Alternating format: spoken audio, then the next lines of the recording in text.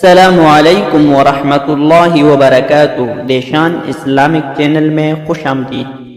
ایک صحابی رضی اللہ تعالی عنہ فرماتے ہیں کہ ہم لوگ لڑائی میں جب خیبر کو فتح کر چکے تو لوگوں نے اپنے مالی غنیمت کو نکالا، جس میں متفرق سامان تھا اور قیدی تھے، اور خرید و فروخت شروع ہو گئی کہ ہر شخص اپنی ضروریات خریدنے لگا اور دوسری زائد چیزیں فروخت کرنے لگا۔ اتنے میں ایک صحابی رضی اللہ تعالی عنہ حضور صلی اللہ علیہ وسلم کی خدمت میں حاضر ہوئے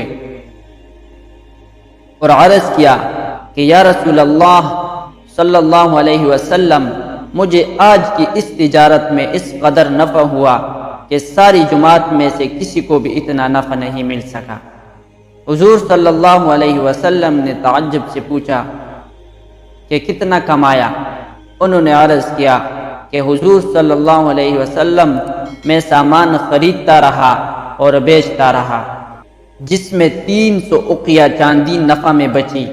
حضور صلی اللہ علیہ وسلم نے ارشاد فرمایا، میں تمہیں بہترین نفع کی چیز بتاؤں؟ انہوں نے عرض کیا حضور ضرور بتائے۔